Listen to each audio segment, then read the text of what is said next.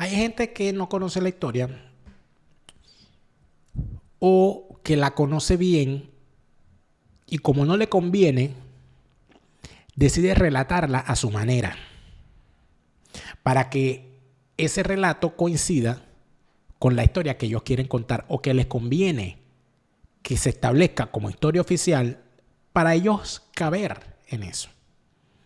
Y esto tiene una connotación sumamente especial, particularmente en el caso chileno, con el golpe de Estado del año 73. Y de eso se ha servido la izquierda mundial, en cuanto a la caída de Allende, se han servido durante 50 años para masturbarse el cerebro eyaculando estupideces, si es que cabe el símil.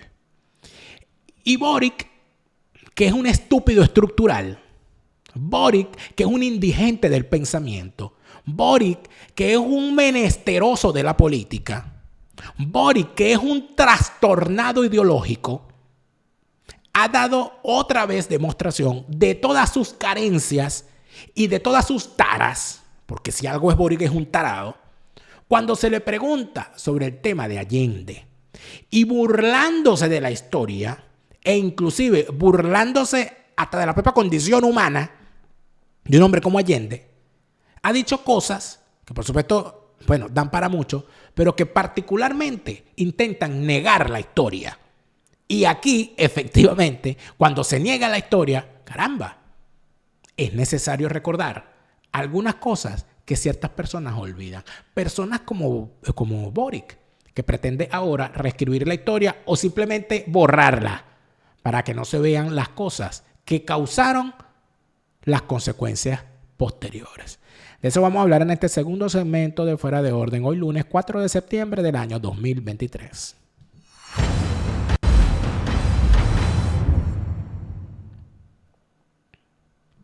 Seguimos en Fuera de Orden, crónica de la desgracia nacional e internacional, plomería informativa. Gracias por estar de vuelta. Segundo segmento, lunes 4 de septiembre del año 2023. Septiembre es un mes delicado y el 11 de septiembre es una fecha complicada.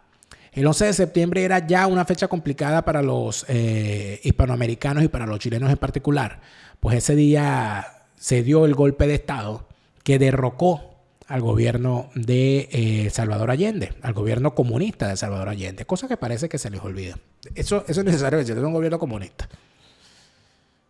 Esa es la primera omisión cuando se analiza el asunto. Y por supuesto septiembre cambia de color el mismo 11 de septiembre cuando lamentablemente en el 2001 se vivieron los terribles atentados contra las Torres Gemelas. ¿Qué ocurre con todo esto? Vamos por partes, vamos a lo de Allende. El 11 de septiembre del año 73 no fue una fecha cualquiera. El 11 de septiembre del 73 fue el principio y el fin de un proceso, el principio de uno y el inicio de otro. Y la historia, si eso de las definiciones con respecto a la historia, que bueno, que el que no aprende su historia la repite, que la historia es un ciclo. Yo pienso que la historia termina siendo como un hilo, ¿no? Y ese hilo a veces se rompe.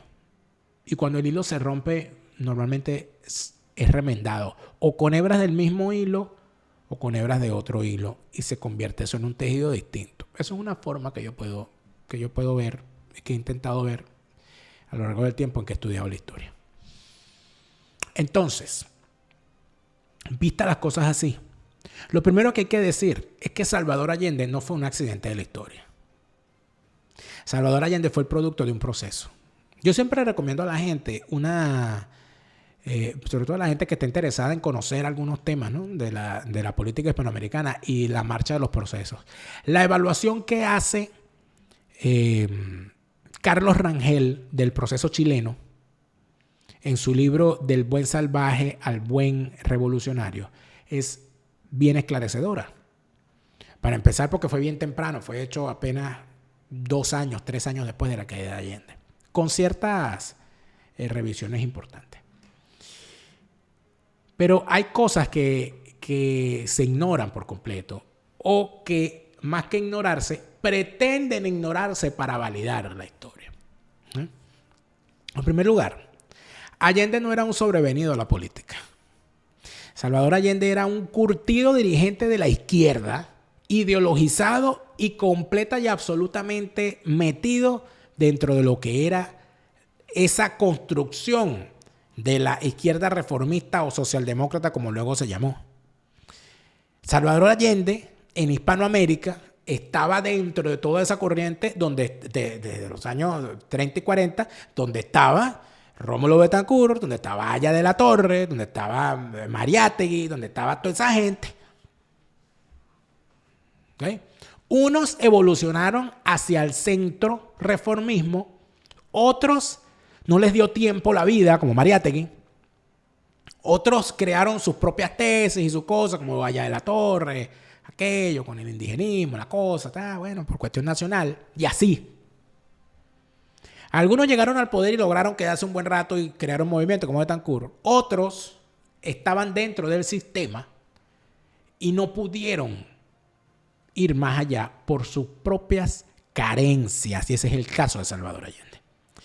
Salvador Allende tenía una larga carrera como político del Partido Socialista chileno.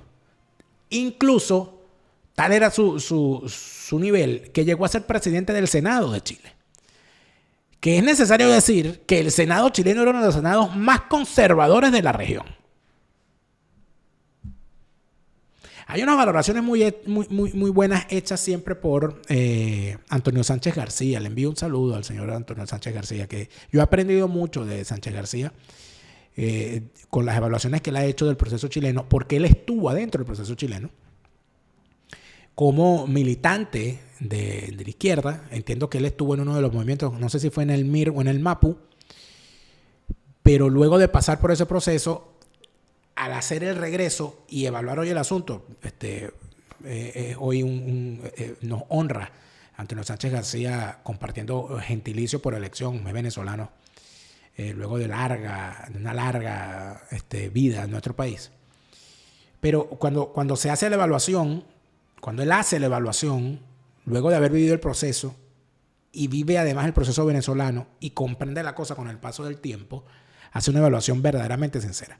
Sánchez García es una de las personas que ha evaluado el proceso chileno y que ha puesto algunas cosas en orden. Lo primero que hay que decir es que, en efecto, Salvador Allende se fue por una deriva que lo convirtió en enemigo de sí mismo. Y que su llegada al poder no fue comprendida ni siquiera por él mismo, porque fue casi que accidentada. Como Salvador Allende formaba parte del sistema, porque era un tipo que había sido senador, era un tipo que había sido presidente del Senado, al señor Salvador Allende se le permite llegar al poder dentro del esquema que había en aquel momento en Chile. Por cierto, muy común en el sur, ¿no? Ese sistema lo tuvieron durante muchos años en Bolivia, hasta que llegó Evo Morales, de hecho.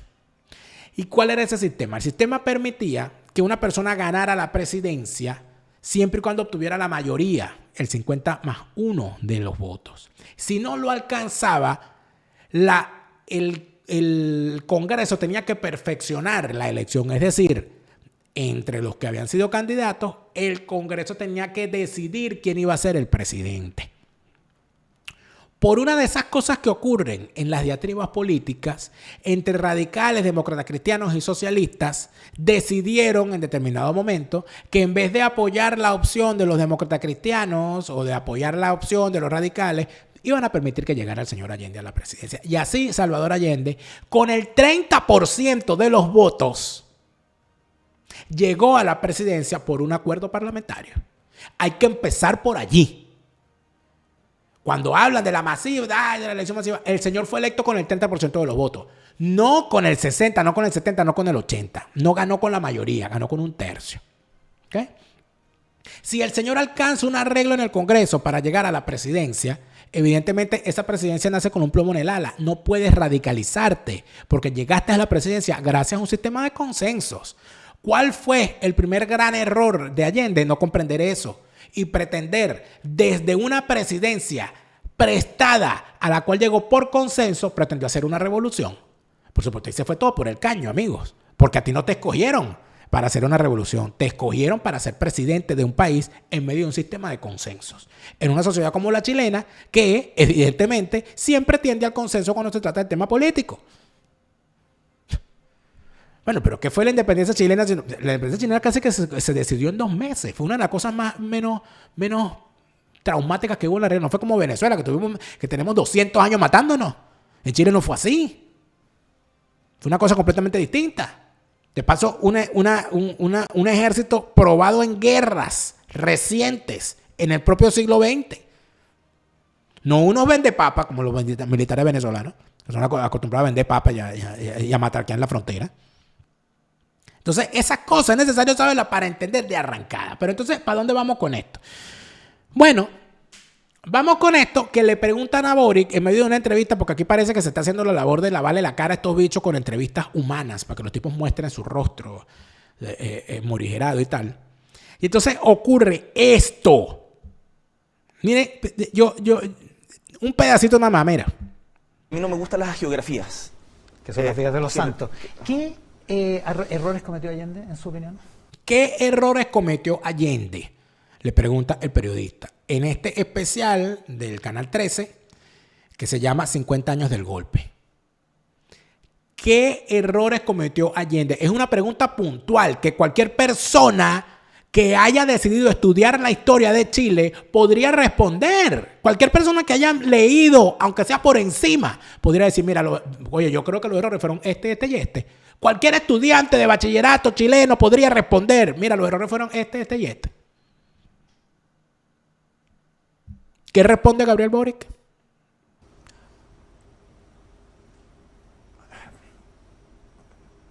Es muy difícil juzgar a un presidente.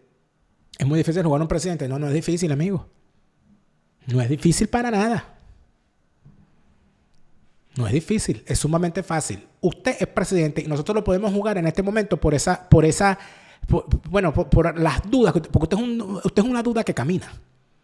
Nosotros dudamos inclusive de la posibilidad de que el cerebro le funcione. Yo no sé cuántas dendritas y axones tiene usted vivas todavía en el cerebro. Por lo tanto, sí se puede jugar un presidente, lo acabo de juzgar. Sentencia, usted es un tarado. Porque si usted de verdad es socialista, como dice serlo, si usted de verdad es presidente de un país, usted debería conocer su historia y usted debería tener un concepto formado. ¿Por qué? Porque si usted no aprendió de los errores de Allende, amigo, le tengo malas noticias. Le tengo malas noticias. Bueno, se comprende. Fíjate tú ahora, me está cayendo la locha. Se comprende que el señor no le vea defectos a Allende. ¿Por qué? Porque si el señor no sabe cuáles fueron los errores de Allende, evidentemente no sabe por qué está cometiendo los errores que comete. Yo voy a ver 4 errores de Allende. 4 errores de Allende nada más te voy a dar. ¿Ok? Gabriel Boric, tarado, indigente del pensamiento, menesteroso de la política, recogelatas ideológico. Mira. 4 nada más. Con todo el respeto que me merecen los chilenos. Atención, voy a poder decir, bueno, pero que tú no eres chileno. Yo no soy chileno, de verdad. Pero yo tengo todo el derecho de evaluar al maldito de Boric, que es uno de los tipos que forma parte de la maldita izquierda criminal mundial que permite y que le abre la puerta y que le tiende la alfombra a un hijo de puta como Maduro y que aplaudían las barbaridades de Chávez. Estos coños de madre sí pueden aplaudir a Chávez y aplaudir a Fidel. Y aplaudía a Maduro. Y uno no lo puede criticar. No, con todo. Amigos, posición personal. X. 4 errores que desde mi punto de vista cometió Allende. Mira, Gabriel Boric, para que aprenda. Mira. Primer error, Después que tú vienes de llegar a la presidencia, ¿ok? Al haber obtenido 34% de los votos, y que llegas a la presidencia gracias a un acuerdo parlamentario, cuando tú llegas en minoría a la presidencia para hacer reformas y no una revolución, con la confianza del estamento político del momento, después de haber sido presidente del Senado de tu país, en medio de la Guerra Fría, después de Bahía de Cochinos, después del asesinato de Kennedy, después de Vietnam, o en medio de Vietnam, mejor dicho, en plena desgracia de Vietnam, tú te vas a llevar a Fidel Castro. Pero es que no solamente se lo llevó al país, atención con esto, para los que no lo saben, para los que llegaron tarde a la historia o para los que no la conocen porque no tienen al tanto. Fidel Castro se fue a una visita que iba a durar 3 días. ¿Y tú sabes cuánto tiempo se quedó en Chile? Se quedó 1 mes. Salvador Allende permitió que Fidel Castro estuviese 1 mes en Chile. 1 mes. Entrepiteando. Poniendo a pelear a los factores internos de la coalición de gobierno. Privilegiando a los desarrapados del movimiento de izquierda revolucionaria del MIR. Azuzando la radicalización del MAPU. Impulsando estupideces asamblearias para empujar la vía al socialismo chilena. Algo para lo cual no había sido electo Salvador Allende. ¿Qué hizo Salvador Allende al permitir la visita de 1 mes de Fidel Castro? Permitió que Fidel le diera el beso de la muerte. Porque ¿qué es lo que pasaba con Fidel? Fidel ha sido uno de los instrumentos más eficientes que tuvo la CIA. Porque como Fidel lo que quería era radicalizar a todo el mundo, el tipo llegaba, lo radicalizaba y había razones para tumbarlo. Y se caían y ya está. Es que Fidel, donde pisaba Fidel no nacía la hierba, el caballo de Atila. Fidel es el agente de la CIA más eficiente que ha tenido. Si tú veías llegar a un izquierdista al poder en Hispanoamérica, aparecía Fidel a ponerle la mano y hasta ahí llegaba. Pasó con Allende. Pasó con Maurice Bishop en Grenada, que hasta invadido terminó, Dios mío, pobrecito. Ninguno de los guerrilleros que impulsó en la región llegó al poder, salvo Daniel Ortega, el violador ese. Bueno, y otro tanto cuento que ponemos aquí, Chafik Handal en El Salvador. No, es una desgracia, chicos. Bueno, ya Chávez, no mató a Chávez, pues. Hasta mató a Chávez. Primer error, haber permitido que Fidel Castro entrara a Chile, se quedara 1 mes a entrepitear y a radicalizarle su gobierno. Vamos a empezar por ahí. Segundo error, en mi opinión, que en medio, amigo, de la Guerra Fría, tú te vayas nada más y nada menos que a Moscú a retratarte nada más y nada menos que con Leonid Brezhnev. Ah, no, pero es que Nixon también. Nixon fue a China y Nixon se reunió con Brezhnev. Amigo, tú no eres Nixon. En medio de un esquema de la Guerra Fría, en medio de un esquema en el cual eran ellos o somos nosotros, usted tiene que estar claro. Usted tiene el tamaño suficiente como para ponerse a pelear contra los Estados Unidos, que te puede pisar con un solo coñazo y desaparecerte del mapa, como en efecto te lo hicieron. Oye, instinto de supervivencia. Como decían las abuelas, muchacho no ve peligro. Ponerse a jugar este jueguito de que nosotros somos independientes, nosotros no podemos la política exterior autónoma y tal, e irte a tomar la foto con estos malditos asesinos soviéticos, segundo gran error. Muchos no lo cuentan, muchos no lo ven como un error, pero lo era. Y visto lo que fueron los resultados, está perfectamente claro que no fue un error pequeño, fue un gran error. Que por cierto, ¿para qué sirvió? Si cuando lo tumbaron no hubo ni un rechiste. O es que este huevón se pensaba que si lo tumbaban se iba a presentar la Tercera Guerra Mundial. ¿Cuándo? ¿Cuándo fue eso? Nunca. Ese podemos verlo como el segundo error. El tercer error, ¿cuál fue? ¿A qué me refiero? Bueno, a menospreciar a la casta militar. Ese fue el tercer error. A creer que los militares chilenos eran unos huevones. O como dicen los chilenos, unos hueones. ¿Y qué pasaba? Por lo menos en aquel entonces, no sé ahora. Pero en aquel entonces, ¿qué pasaba con el ejército? Que en el ejército chileno, ¿quiénes estaban? Bueno, los hijos de las mejores familias de todo Chile. Las mejores familias mandaban a sus hijos al ejército. Pero también, además, había dentro del sentimiento de eso que llaman los franceses el esprit de corps, el espíritu de cuerpo del ejército, había una comprensión de lo que era su deber. Y su deber era, en efecto, garantizar la unidad territorial, algo que es muy delicado en Chile. Número 2, la seguridad y la defensa del país. Y número 3, evitar a toda costa que cualquier potencia internacional o cualquier loco por ahí vaya a intervenir en los asuntos chilenos. Eso lo comprendía. Y entonces es aquí donde empiezan las cosas, que es una cosa hispanoamericana. Cuando Hispanoamérica no tiene caudillos, los crea.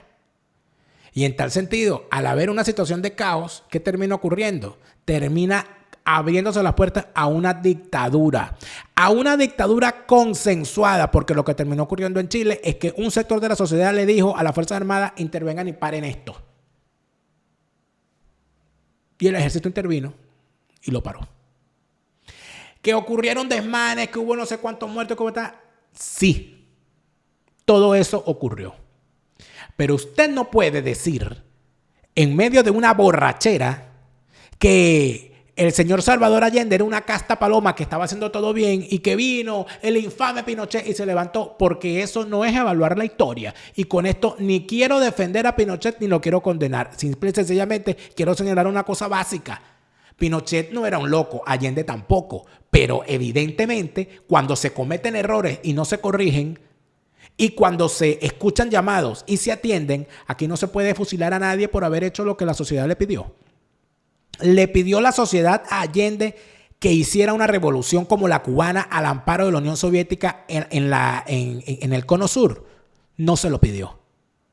Le pidió un sector de la sociedad chilena, minoritario, mayoritario, como se quiera, pero le pidieron o no le pidieron a Pinochet o a las Fuerzas Armadas que intervinieran y pararan todo esto. Sí.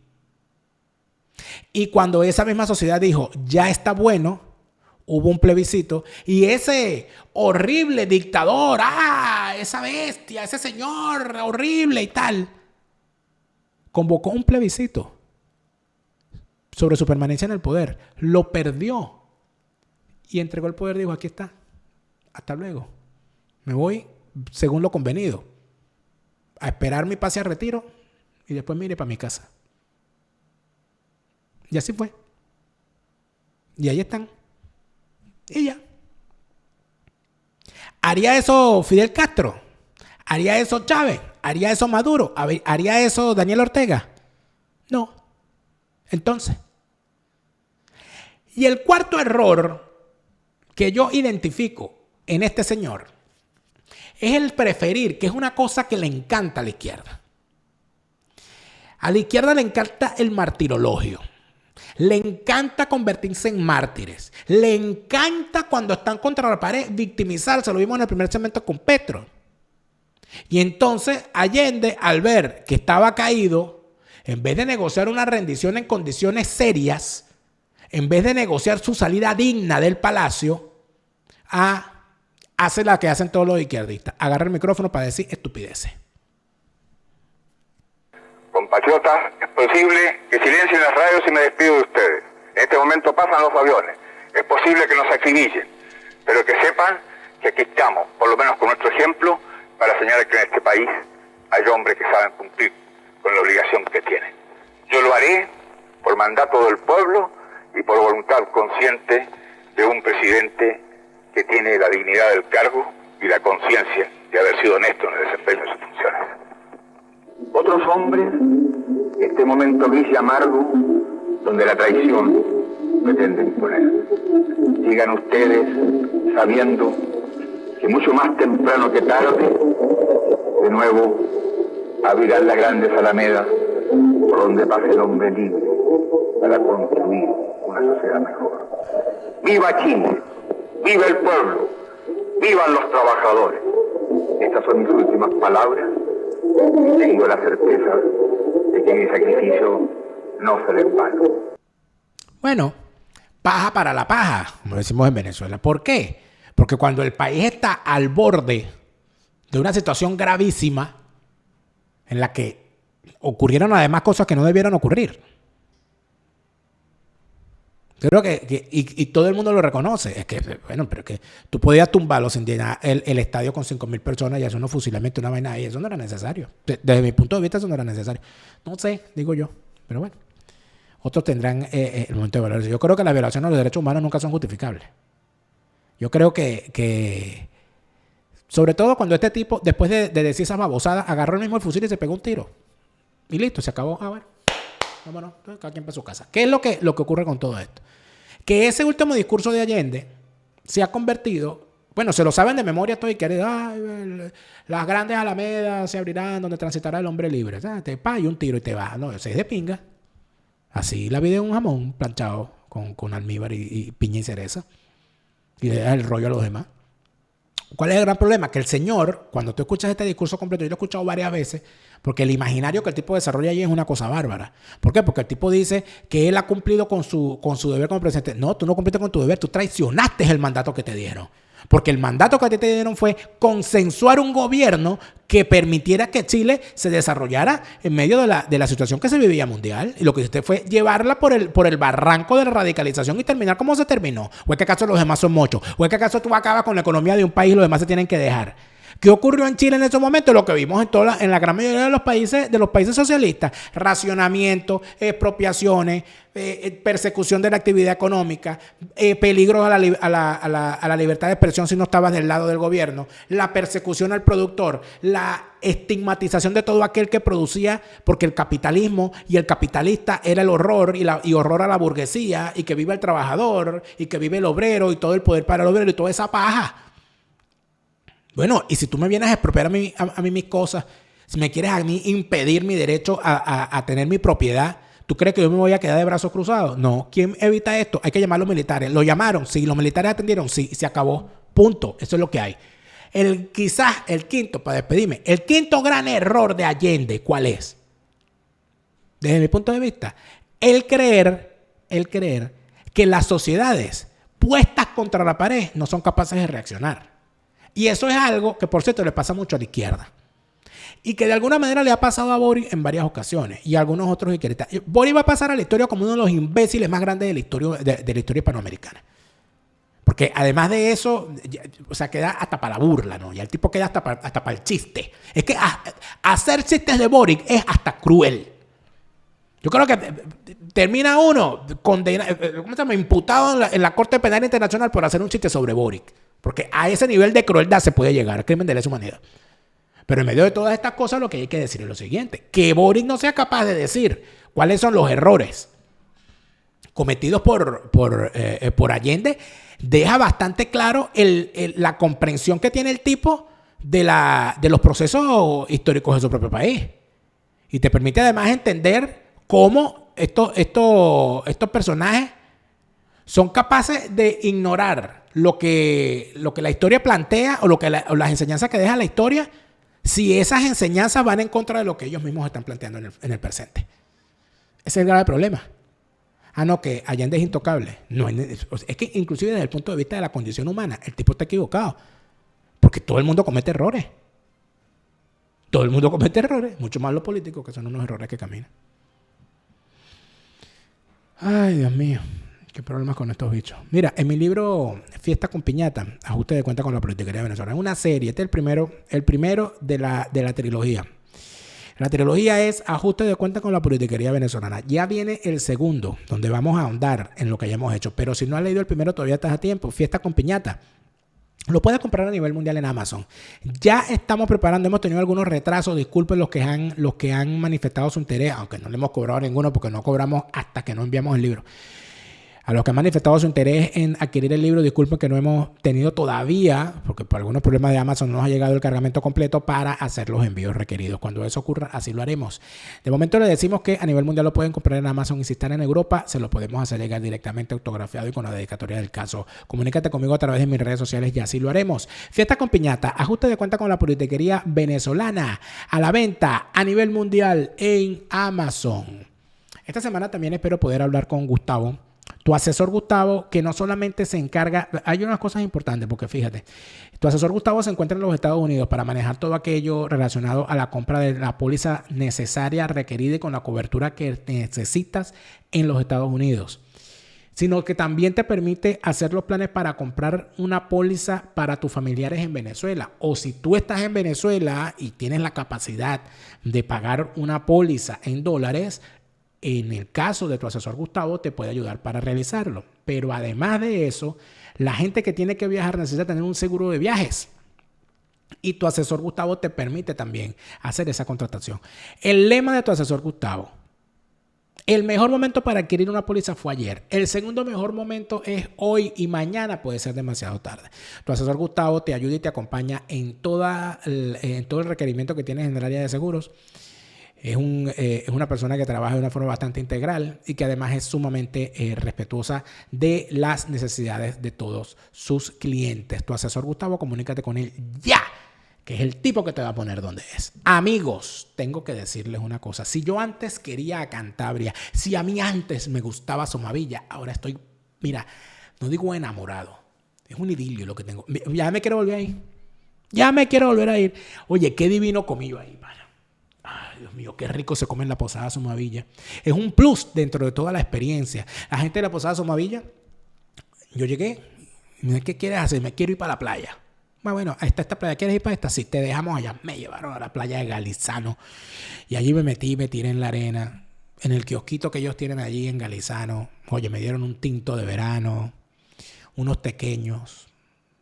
Unas gildas. Unas chucherías. Me fui ahí, me tiré en la arena. Estuve todo el día. Pero si te quieres ir más allá, no, te dejan en Sardinero, ahí en Santander.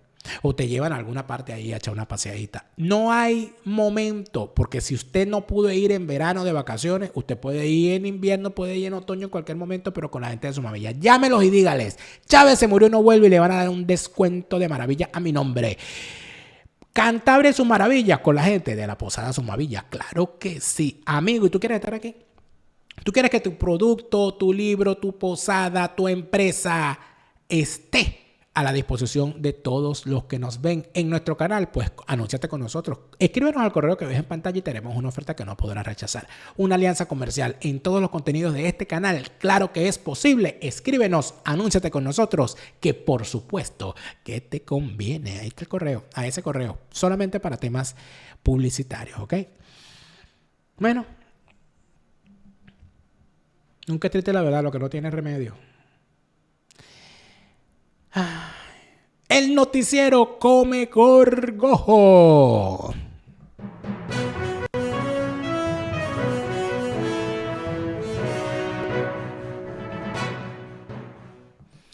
El gorgojo mayor es mojón con bigote, mejor conocido como Nicolás Maduro. Esta lacra, esta basura, esta porquería de ser humano, este bicho que uno no sabe si camina porque ve a los demás caminando o si en realidad lo manejan desde alguna parte como el monstruo Milton, ha hecho, bueno, se le murió uno de sus jalabolas más cercanos, uno de los personajes más nefastos que tuvo dentro de lo que es esta desgracia del chavismo. Y él, bueno, se puso a llorar casi que en público ahí, diciendo una cantidad de barbaridades del tipo. Porque es que los chavistas cuando se mueren, esos son los chavistas buenos. Los que no vuelven. Hernández Montoya, propagandista asqueroso del comunismo, de la izquierda, del chavismo, de la destrucción de Venezuela. Se fue y no volverá. Bueno, y Nicolás poco le faltó para ponerse a llorar en público. Nos vamos hasta la página web de YBKE Mundial, puesto que ha informado también que fallece el intelectual, escritor, humorista y comunicador Roberto Hernández Montoya. Bueno, bendiciones y que descanse en paz. Roberto Hernández Montoya, el Roberto, fue director del Centro Latinoamericano, del CELAR, desde el año 2001, hizo una gran labor por la cultura venezolana, por el teatro, por el arte, por las letras venezolanas. Ha dejado, bueno, un ejemplo, una obra. Búscate a una persona en toda Venezuela y pregúntale: ¿usted me puede decir una obra de Roberto Hernández Montoya? Van a sonar los grillos. ¿Vas a ver una obra de Hernández Montoya? Por favor. Un hombre de una gran inteligencia, una gran chispa, un gran humor. Siempre picaba adelante, y siempre muy activo. Hasta el último día de su vida estuvo intelectualmente vivo, activo. Es un hombre que hace bien al consejo de haz bien y no mires a quién. Sí, claro, no, porque los chavistas son tan buenos. Ustedes son una gente tan buena. Un dechado. Son tan dulces. que son unos chavistas de miel. Hombre de bien. Y además ratifica que en esta vida esto es pasajero. Esto es pasajero. Quizás seamos pasajeros por corto tiempo o por largo tiempo. Claro, porque es que como él es chofer de autobús, entonces él tiene esa filosofía. Como él es chofer, él dice, los problemas son pasajeros. Filosofía del autobús. Lo que le falta es que empiece con la frase esa que ponen los autobuseros en las etiquetas del tablero, ¿sabes? Cambio una de 60 por 3 de 20. ¿Ah? Si su hijo sufre y llora es por un chofer, señora. Me siento nuevecito, no joda. Hay gente que tiene la suerte de llegar a los 100 años. Bueno, esperamos que la diosa de la fortuna nos haga a nosotros afortunados con respecto a ti. ¿Verdad? Pero esto es pasajero. Así que esta vida que es pasajera, tenemos que vivirla para hacer el bien. Ah, entonces imagínate, él está haciendo el bien. Este tipo le dio ahora por ser filósofo a la lacra esta, a la basura esta, al maldito este, ¿no? Que, ay, hay que hacer el bien.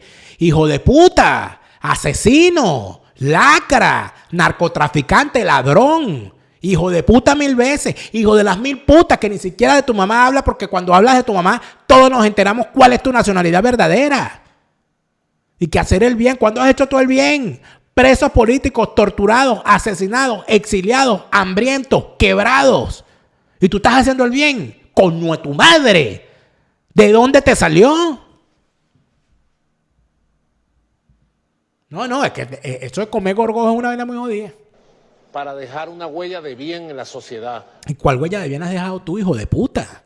¿Cuál huella de bien? Pero este tipo, ¿qué le dio?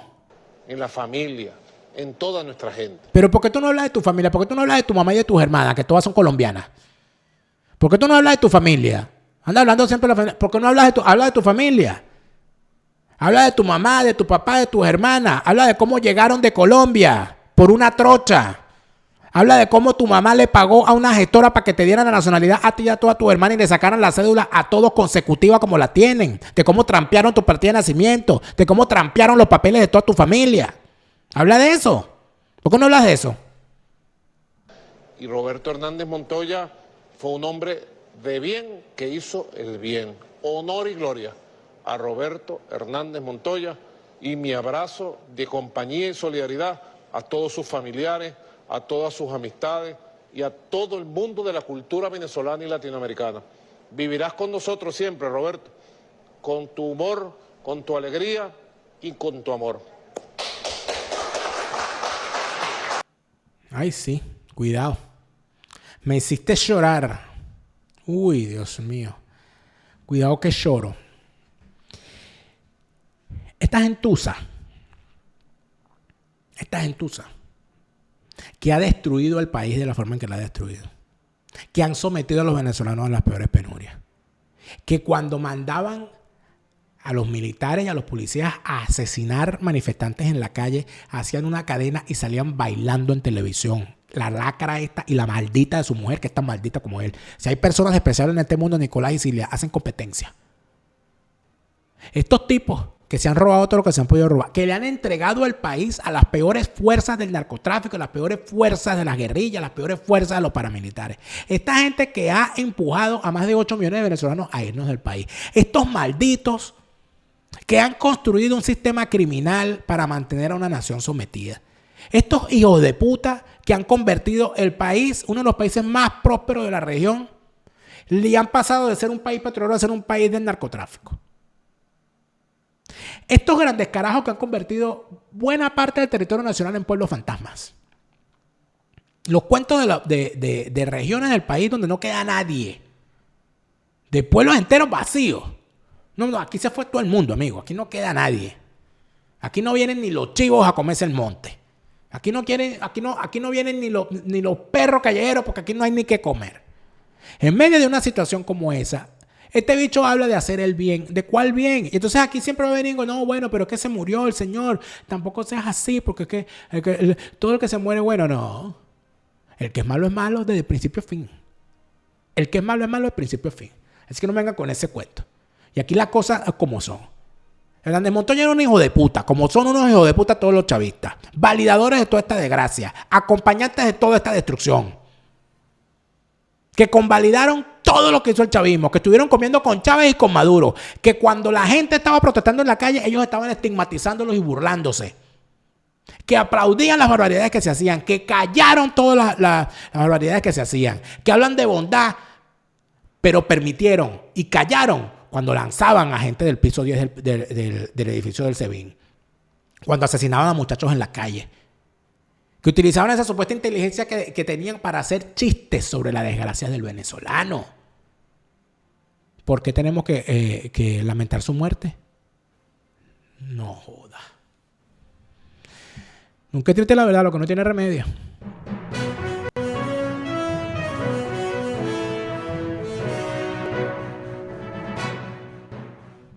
Está más que claro que en Hispanoamérica hay un grave problema, y el problema fundamental es que todos estos bichos que dicen ser izquierdistas y que de alguna manera lo son porque son criminales y la fase superior de la izquierda siempre es el crimen, terminan convirtiendo la historia en un instrumento de su propia estupidez. O sea, si vamos a hablar de estupidez, este señor Boric, bueno, pues lleva una carrera. Boric es quizás el dirigente más estúpido que se ha tenido dentro de la izquierda latinoamericana en décadas. Décadas. O sea, es que ni siquiera Evo Morales, que es bastante escaso para cuando le conviene, llega a los niveles de Boric. Lo de Boric es una cuestión que se lo comieron las taras. Que es un tipo que no es capaz de dar una respuesta coherente. Que es un tipo que cada vez que intenta salir en público hace el ridículo. Que es un tipo que no es capaz de unir un pensamiento con una acción de forma correcta. Que es un tipo prisionero de todas esas taras de la izquierda. Es que no solamente tiene las taras que él tiene de nacimiento, sino que todas las taras de la izquierda continental, de la izquierda mundial, él las asume y las convierte en basamentos y en valores. Que se comió todo ese mojón, toda esa marihuana chimba de las grandes alamedas por donde transitará el hombre libre y tal, y pobrecito Allende que lo tumbaron. Pero amigos, si usted no evalúa la historia de forma correcta, va a terminar sin comprender cuáles fueron las razones, cuáles fueron las causas. Yo no estoy diciendo que se alegren porque hayan tumbado a Allende. Ni siquiera estoy diciendo que vayan a aplaudir a Pinochet. Lo que considero es que hay que evaluar la historia de forma correcta, porque ningún gobierno bueno se cae, amigos. A ningún gobierno bueno lo tumban sin que haya una reacción. Y es ahí entonces donde viene la gran respuesta, el gran planteamiento. Si el gobierno de Salvador Allende tenía tanto apoyo popular, ¿por qué el ejército chileno lo derrocó y pudieron estar en el poder tranquilamente e irse de forma voluntaria sin que hubiese una reacción supuesta de ese pueblo sometido? Eso es una pregunta que hay que hacerse. Entonces, o sea, no es necesario hacer una evaluación. No cometió errores. No cometió errores. ¿Por qué lo tumbaron? Entonces, ¿qué pasa? Que cuando tú niegas los errores cometidos, lo que estás haciendo es decir, no, a él lo tumbaron porque eran unos malvados, porque Pinochet era un malvado y tal. Y entonces es ahí donde empiezan las contradicciones. Si Pinochet era un malvado, ¿por qué no se murió gobernando? ¿Por qué convocó un plebiscito? Arriesgándose a perderlo, como lo perdió. Y cuando perdió el plebiscito, aceptó los resultados. Bueno, que sí, que lo obligó, que las Fuerzas Armadas le dijeron. Lo aceptó el resultado. Dijo, aquí está.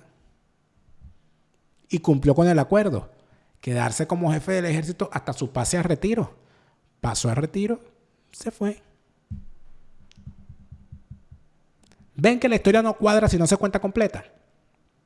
¿Ven que cuando se niega la historia se termina cometiendo ridiculeces? Y al final, amigos míos, Chávez, Allende, Fidel, todos ellos, mira, aquí está lo que pasó con ellos. Se murió y no volverán jamás. Se lo repite Lara Farías, Chávez se murió y no vuelve. No te deprimas, siente alegría. Escucha bien lo que te estoy diciendo. Te lo repite Lara Farías, Chávez está en el infierno.